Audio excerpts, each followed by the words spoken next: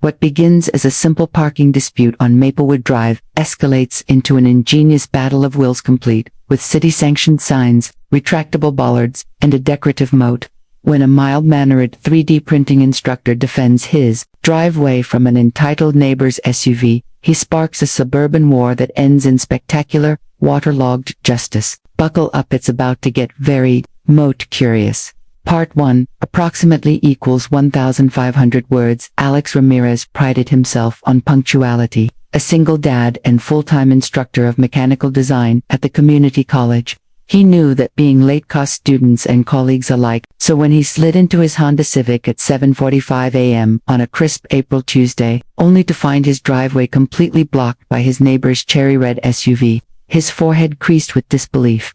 Just across the street sat the imposing residence of Heatherstone Maplewood Drive's self-appointed aesthetic enforcer and current HOA president. Her Escalade with chrome rims that gleamed like spotlights was perfectly centered before Alex's two-car garage. Not crooked, not by mistake, but with the precision of someone claiming territory. He sat still for a moment, engine running, staring at the automotive monument to arrogance. 10 minutes later, Alex knocked on Heather's door. She emerged wearing designer yoga pants, a cashmere cardigan, and a pair of aviators, even in the shade. Her smile was polite but icy. "Morning, Alex," she said. "Book club deliveries. I need to clear it in an hour." "An hour," Alex echoed, forcing calm. "I teach at 8. Heather shrugged. "I'm the HOA president. This street is under my jurisdiction. 1 hour won't kill you." Alex's breath caught in his throat. "You're blocking private property." Heather's eyes glinted. "Not according to my oversight." She closed the door without another word. He returned to his car, muttering under his breath, "My driveway is not your valet zone." He took his last sip of coffee and left for campus on foot, mentally filing the incident under things to fix. That evening, Alex sat at his kitchen table, leafing through the HOA's 23-page covenant, yellow highlighter in hand. He found his ammunition in section 12.3, "No resident or guest shall obstruct the free ingress or egress of any private driveway." He highlighted it twice. Over the next week, Heather's Escalade and various guests' SUVs reappeared in his driveway at every conceivable hour: book clubs, HOA brunches, beautification committee, pop. Each time he took a discreet photo, logging date and time. By the following Monday, Alex's frustration had boiled over. He confided in June McCarthy, his colleague and occasional co-conspirator. June, who had survived HOAs in 3 states, at his documentation. "You need preventive landscaping," she advised. "Something obvious. Something that says no parking without you having to stand there in your pajamas." That night, Alex sketched an idea. A line of sleek stainless steel bollards motorized to retract at the press of a button. And if bollards failed? A shallow decorative trench and ornamental moat spanning the driveway, lined with native river stones, water lilies, and a pair of koi, with a small drawbridge powered by a discrete motor. Legal under Section 19A, which encouraged water features for aesthetic improvement. Thursday morning, Alex ordered marine-grade retractable bollards and a sign reading, "Private Driveway Nitrogen Mon Parking City Ordinance 347B, Section 12.3, HOA Bylaws." The sign was delivered in a polished metal frame. The bollards arrived that afternoon. By Saturday, with Malcolm Hayes, retired contractor and Alex had installed 3 bollards in a row across the driveway entrance. After testing the remote control up, a satisfying whir, down, he sent Heather a polite group email copying the entire HOA board. Subject: clarification of parking rules. "Good morning. To avoid further confusion, I've installed a private driveway sign and retractable bollards, all per City Ord. 347B and HOA Sec. 12.3. Please advise guests to park on the street. Regards, Alex Ramirez." Within 15 minutes, Heather responded, "These devices are unsightly. We'll discuss at the next HOA meeting." Heather Stone, secretary acting, she declined to mention the actual rule she'd been flouting. By midweek, Alex felt a mild thrill every time he pressed up and watched the bollards spring from the pavement like raising the gates of his own miniature castle. But on Friday morning, he found the bollards caked in black epoxy. 3 parking cones lay scattered on his lawn. Heather had struck back. Instead of fury, Alex felt amusement. He removed the epoxy easily. Mallet and solvent did the trick, and refortified the bollards with a hardened steel alloy he'd researched. Then he added the Moat backup plan to his sketch pad. That afternoon's HOA meeting in the community center overflowed with siding chairs and whispered speculation.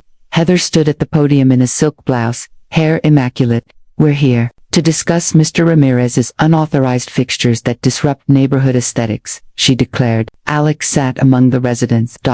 As a professor awaiting roll call. When her presentation concluded, Alex wheeled a projector cart to the front. "Thank you, Heather. May I?" he asked, cueing his slideshow.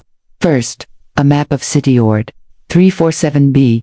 Second, Section 12.3 of the HOA by. Third, Heather's own social media photos showing her SUV parked in my driveway. Fourth, security camera footage capturing Heather applying epoxy to the bollards at midnight. The room shifted. A hush fell. Heather's facade cracked as her supporters exchanged uneasy glances. This is irrelevant," she stammered, but no one applauded. A neighbor stood. "Why are we paying HOA dues if the president ignores the rules and sabotages private property?" Heads nodded. Another resident added, "He's within his right and keeping us safer from blocked emergency access." Murmurs of agreement rippled through the hall. Heather retreated mid-meeting, phone pressed to her ear. The board voted unanimously to censure her for dereliction of duty and vandalism. As she left in a storm of whispered commentary, Alex closed his laptop. He'd won the first Batland. It only cost him a weekend's labor. That evening, while Heather's ouster was still the talk of the street, Alex felt a restless spark. The bollards had proved effective, but he wanted a definitive, unarguable boundary. He dug out his sketch pad and, over tea with June, refined the Moat concept, an 8-inch trench spanning the entire entrance, clad in rubberized liner and decorative fieldstone. A small drawbridge powered by a marine-grade linear actuator would allow authorized vehicles to cross at the press of a remote key. It would look like a feature on HGTV, not a defensive moat from medieval times. The next morning, Alex obtained his permit, a decorative water feature under City Ord 19A. Malcolm mobilized his trencher. By Saturday noon they had a trench. Malcolm set the impermeable liner. Alex leveled the bottom, laid the pump inlet, and carefully backfilled with river stones. They planted water lilies and introduced a koi, no problem, Malcolm joked. The drawbridge mechanism proved elegant. When raised, the stainless steel panels locked flush with the surrounding asphalt. When lowered, a smooth ramp appeared, wide enough for a family SUV. Alex wired a wireless control module into his smart home hub, open and close with an app or a key fob. Sunday afternoon, Alex invited a few trusted neighbors for a moat warming celebration. Children tossed breadcrumbs for the koi, adults sipped lemonade and admired the shimmering water. Heather's old realm lay on the other side, her ornate mailbox, manicured lawn, and the infuriating absence of courtesy notices. Alex felt a rush of triumph, not cruelty, but relief. That evening, Heather arrived early for her monthly investment club potluck. She turned onto Alex's street and drew to a screeching halt as the drawbridge was raised. She glared through her windshield, 4 inches of glassy water, koi darting beneath, and a narrow channel of pristine paving beyond. She jumped out in stilettos, clutching a casserole dish, and stormed toward Alex. He greeted her at the bridge controls, arms folded. "Evening, Heather. This is absurd," she yelled. "Remove this immediately." "Private property," Alex said. "And fully permitted." He pressed the fob. 3 steel bollards rose from the moat's edge, forming an impenetrable barrier. Heather's jaw dropped. "This pond is under HOA Section 19A, encouraged water feature." Alex's tone was mild, almost fatherly. "Feel free to park on the street." She turned betrayed. "You'll pay for this." "I have every confidence this feature will increase our property values," Alex replied. "Enjoy the koi." She stalked away.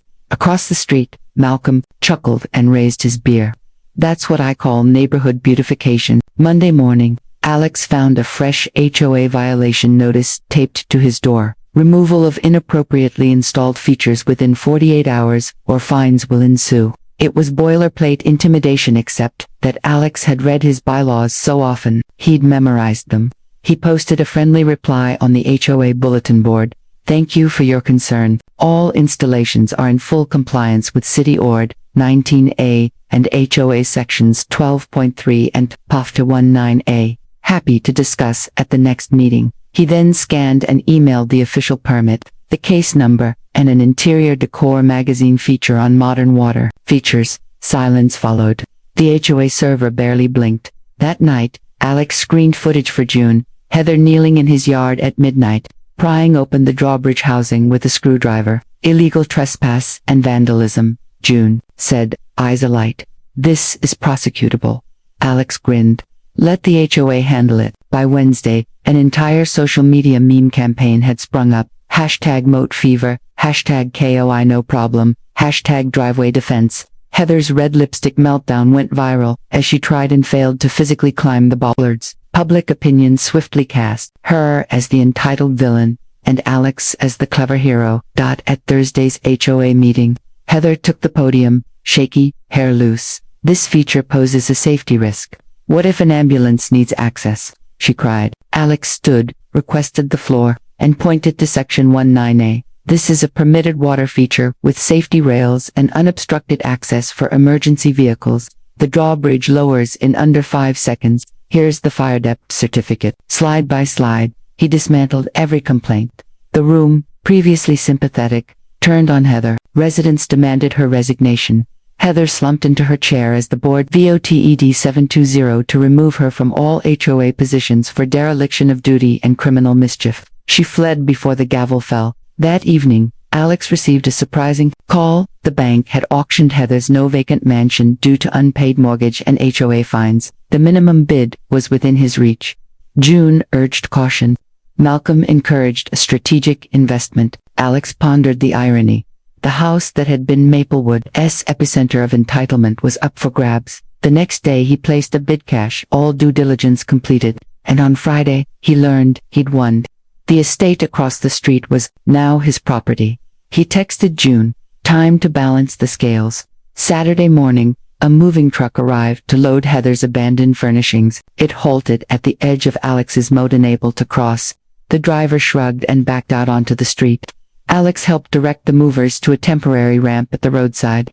As they worked, neighbors gathered, cheering this final, absurd act of poetic justice. That afternoon, Alex met the moving foreman. Where do you want the truck, boss? The man asked. Alex waved at the empty lot. Just leave it there.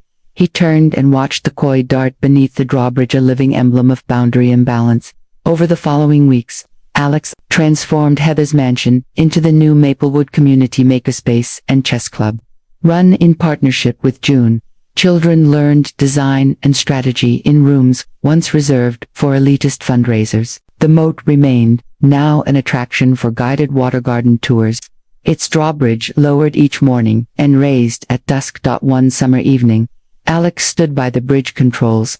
Across the water, the old stately mansion now buzzed with students and neighbors collaborating on projects. He pressed up. The bollards glided up and then down. The drawbridge lowered.